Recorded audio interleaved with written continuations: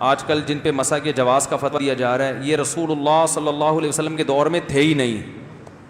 ایک چیز تھی نہیں تو آپ یہ کیسے کہہ سکتے ہیں کہ نبی نے اس پہ مسح کو جائز قرار دیا ہے؟ سمجھ رہے ہیں؟ نبی کے دور میں جو موزے تھے وہ موزے تھے جو جوتوں کے قائم مقام تھے. جب وہ موزے پہنے جاتے تھے تو پھر جوتے بولو بھائی نہیں پہنے جاتے تھے. ان موزوں کا حدیث میں تذکرہ ملتا ہے. دیکھو حدیث میں اسی چیز کا تذکرہ ہوگا نا جو نبی کے دور میں ہوگی بھی. تو دیکھو چاول کا حدیث میں ذکر نہیں ہے. کیوں نہیں ہے؟ عرب میں چاول بولتے کیوں نہیں بھائی؟ تھے ہی نہیں. دوسری قوم میں تھے، عرب میں نہیں تھے. تو نبی صلی اللہ علیہ وسلم نے جورب کا جو تذکرہ کیا حدیث میں، جو جورب جس کو اردو میں موزہ کہتے ہیں، یہ وہ جورب نہیں ہے جو آج ہے. الفاظ کو نہیں دیکھا جائے گا، مفہوم کو دیکھا جائے گا کہ حدیث کا مفہوم کیا ہے. تو یہ وہ جورب ہے جو صحابہ پہنتے تھے، اور وہ جورب تھا کہ جب وہ جورب پہنتے تھے پھر جوتے نہیں، وہ جوتوں کے قائم مقام ہوتا تھا. نہیں آ رہی بات؟ تو وہ ساکس جو جوتوں کے قائم مقام ہوگا نا اس پہ مسح جائز ہوگا. تبھی ہم کہتے ہیں حدیثوں کا مطلب فقہا سے پوچھا کرو، آج کے لوگوں سے مت پوچھو، اس میں انسان غلطی کر بیٹھتا ہے. تو صحابہ کے جو تبھی تمام فقہا اس کے قائل ہیں. مختلف شرطیں لگائی ہیں. کسی نے کہا اتنے میل پیدل چل سکتا ہو اس میں، کسی نے کہا کہ اتنے موٹے ہوں، کسی نے کہا یہ شرط. تو یہ شرطیں کیوں لگائی ہیں؟ سب نے اپنے اپنے حساب سے صحابہ کرام جس قسم کے موزے پہنا کرتے تھے ان کا ایک معیار متعین کیا ہے اور شرطیں لگائی ہیں. ہر آدمی اپنے لحاظ، ہر مجتہد نے اپنے لحاظ سے شرطیں لگائی ہیں نا. انہوں نے کہا صحابہ کے موزے جو تھے نا اس میں یہ کوالٹی تھی کہ اتنے میل چل سکتے تھے. کسی نے کہا نہیں یہ شرط، کسی نے کہا یہ شرط.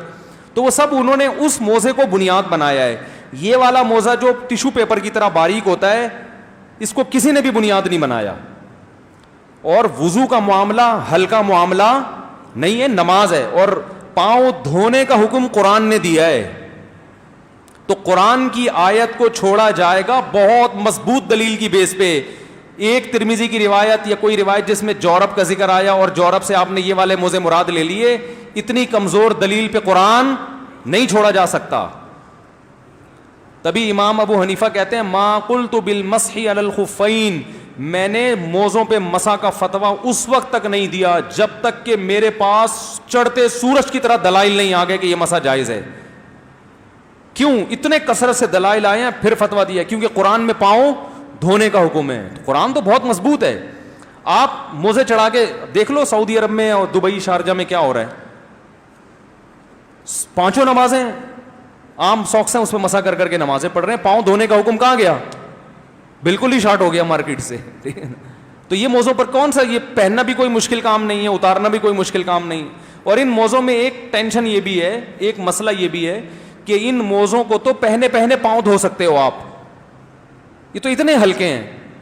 موزوں پہ مسح کرنا کی تو اجازت اس لیے ہے نا کہ حرج نہ ہو. تو حرج سے بچنے کے لیے تو یہ ضروری ہے کہ ان کو پہن کے پاؤں دھونا ممکن نہ ہو. ان کو پہن کے تو آپ آسانی سے پاؤں دھو سکتے ہیں، پورا پاؤں گیلا ہو جائے گا آپ کا. تو پاؤں دھونے کی ٹینشن سے بچانے کے لیے حکم دیا موزوں پہ مسح کرو. تو وہ ٹینشن ان موزوں میں ہوتی نہیں ہے. آپ کہہ سکتے ہو کہ ہوگی کیونکہ ہم جب دھوئیں گے تو گیلے ہو جائیں گے، گیلے پاؤں میں شوز میں وہ کیسے پہنیں گے اور وہ پہن کے نماز کیسے، گیلے ہو جائیں گے نا شوز. تو یہ گیلا ہونا شریعت کی نظر میں کوئی حرج بولو بھائی نہیں ہے. حرج وہ ہوتا ہے جس کو شریعت نے حرج مانا ہو. تو اس لیے بھائی یہ نیا فتویٰ ہے مارکیٹ میں چل رہا ہے. سعودیہ کے شیخ بن باز رحمہ اللہ تعالی ہمارے لیے قابل احترام تھے. ان کی ایک ذاتی رائے تھی اور یہ ابن تیمیہ رحمہ اللہ سے انہوں نے لی تھی. اور وہ پوری امت میں، کیونکہ سعودیہ کے مفتی اعظم کا فتویٰ بڑا مانا جاتا ہے، سعودیہ کے ہے نا، تو اس کے مقابلے میں تمام بڑے بڑے فقہا کو لوگوں نے چھوڑ دیا. تو آپ بڑے بڑے مجتہدین جو شیخ بن باز سے بھی بڑے تھے ان کو فالو کریں. ان کا یہ فتویٰ نہیں ہے. انہوں نے شرطیں لگائی ہیں اور وہ شرطیں اس عام موزے میں نہیں پائی جاتی. اور کوئی آپ سے پوچھے نا حدیث میں تو آتا ہے جورب موزے پہ مسح نبی نے کیا، آپ بولیں حدیث میں جو موزہ ہے وہ موزہ ہے جو اس دور میں تھا، یہ والا موزہ اس دور میں نہیں تھا. اور وہ موزہ ہے جو بغیر شوز کے پہنا جاتا تھا، یعنی شوز کے قائم مقام ہوتا تھا. وہ اسے پہن کے صحابہ سفر کرتے تھے. سمجھ رہے ہیں کہ نہیں سمجھ رہے ہیں؟ اس موزے کو پہن کے کوئی، یہ موزہ پہننا نہ پہننا برابر ہے. یہ ننگے پاؤں جیسا ہوتا ہے آدمی، اسے پہن کے انڈا موڑ تک نہیں جا سکتا آدمی. تو اس لیے نماز بہت اہم رکن ہے اور وضو بہت اہم. اور کیا حدیث میں آتا ہے کہ ایڑیاں ذرا سی خشک رہ گئی تھی ایک صحابی کی وضو میں, ذرا سی خشک, آپ نے فرمایا ویل للاعقاب من النار, ان ایڑیوں کے لیے جہنم کی آگ ہے. کتنی شدید وعید ہے نا حدیث میں پاؤں نہ دھونے پر, کہ ایڑی اتنی سی خوش رہ گئی تو آپ کیا وعید سنا رہے ہیں کہ آگ کی. تو اس سے پتہ چلتا ہے پاؤں دھونے کا حکم اسلام میں وضو میں معمولی حکم نہیں ہے, پورا پاؤں باقاعدہ دھونا پڑے گا. ہاں حدیث میں کثرت سے آتا ہے کہ آپ صلی اللہ علیہ وسلم نے خفین پر مسح کیا ہے. خف تو ان موزوں کو کہتے ہی نہیں ہے, ایک حدیث میں جورب ہے تو اس سے بھی خف ہی مراد ہے, یہ والے موزے مراد نہیں ہیں. تو مضبوط دلیل جب تک نہیں ہوگی قرآن کے حکم کو چھوڑا نہیں جائے گا. تو اس کو اندھی تقلید نہیں کہتے, اس کو تقلید علی وجہ البصیرہ کہتے ہیں. اندھی تقلید وہ ہے جو آپ کر رہے ہیں کہ بس بن باز کا فتویٰ آ گیا تو ساری دنیا ایک طرف.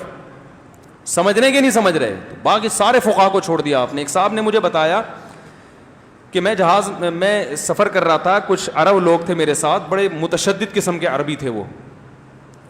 تو نماز کے کسی مسئلے میں اختلاف ہوا سفر کے دوران, تو میں نے ان کو بتایا کہ فلاں امام ابو حنیفہ یہ کہتے ہیں, امام شافعی بھی یہ کہتے ہیں, امام احمد بھی یہ کہتے ہیں, امام مالک بھی یہ کہتے ہیں, سب یہی کہتے ہیں. تو انہوں نے کہا میں کسی کو نہیں مانتا, میں حدیث کو مانتا ہوں.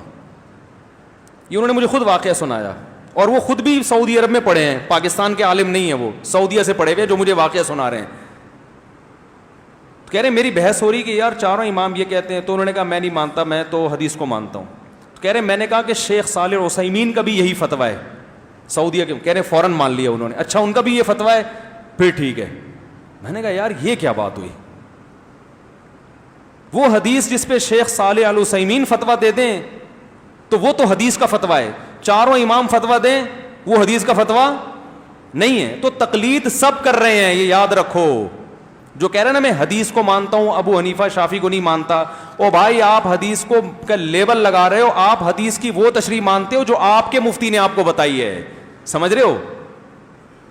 جو دوسرا مفتی بتا رہا ہے اس کو آپ لفٹ کرانے کے لیے تیار ہو ہی نہیں. تو ہم کہتے ہیں جب عامی آدمی نے مفتی کی تقلید ہی کرنی ہے, بن باز ہو یا صالح ال عثیمین ہو, یہ یقیناً قابل احترام تھے ہمارے لیے, تو جب آپ نے انہی مفتیوں کی تقلید ہی کرنی ہے تو ائمہ اربعہ کی تقلید کرو, وہ زیادہ بہتر نہیں ہے کیا؟ جنہوں نے تابعین تبع تابعین کا دور دیکھا, صحابہ تابعین کو نمازیں پڑھتے ہوئے دیکھا اپنے سامنے, صحابہ تابعین اور ان کے شاگردوں کو, تو وہ زیادہ اس قابل ہے کہ ان کی تقلید کی جائے. تو اس لیے یہ عام موضوع پہ مسا اگر امام نے کیا ہے آپ کو یقین ہے اس کے پیچھے نماز نہیں ہوگی, کیونکہ نماز میں وضو بہت اہم رکن ہے اور پاؤں دھونا قرآن کا حکم ہے. تو اتنی کمزور دلائل کی بیس پہ پاؤں دھونے کے حکم کو چھوڑا نہیں جائے گا اور نماز کو خراب نہیں کیا جائے گا. بعض لوگ اس پہ یہ کہتے ہیں اس سے تو امت میں اختلاف پیدا ہوگا, امام نماز پڑھا رہے ہیں عام موضوع پہ مسا کر کے, آپ اس کے پیچھے نماز نہیں پڑھ رہے, اس سے تو مسجدوں میں جھگڑے پیدا ہوں گے. یقیناً پیدا ہوں گے, لیکن اس جھگڑے کا ذمہ دار وہ امام ہے کہ جو اپنے مسلک کو سب پہ ٹھونس رہا ہے سب کے اوپر. بھائی اس کے مسلک میں بھی عام موضوع پہ مسا کرنا جائز ہے نا, فرض تو نہیں ہے. تو وہ عام لوگوں کو فتنے سے بچانے کے لیے وہ یہ کر لے کہ یار میں جب اپنی نماز پڑھوں گا تو عام موضوع پہ مسا کروں گا, لیکن جب میں جماعت سے نماز پڑھاؤں گا تو سب کے جذبات کی رعایت کروں گا, اختلاف میں نہیں ڈالوں گا, لہذا میں عام موضوع پہ مسا نہیں کروں گا. ایسے طریقے سے نماز پڑھاؤں گا کہ سب کے نزدیک نماز ہو جائے گی. تو اگر یہ اختلاف مسجد میں پیدا ہو رہا ہے تو اس کے ذمہ دار مقتدی نہیں ہے, وہ امام ہے جو ایک بن باز کی رائے کو اٹھا کے سب پہ تھوپ رہا ہے زبردستی, ٹھیک ہے نا, وہ ذمہ دار ہے اس کا. اس لیے امام کو چاہیے کہ بھائی آپ کی اگر پھر بھی یہ رائے ہے کہ عام موضوع پہ مسا جائز ہے تو آپ اپنے طور پر اس رائے پر عمل کریں, آپ اپنی رائے زبردستی دوسروں پہ مسلط نہ کریں. آپ سمجھتے ہو کہ نہیں سمجھتے ہو؟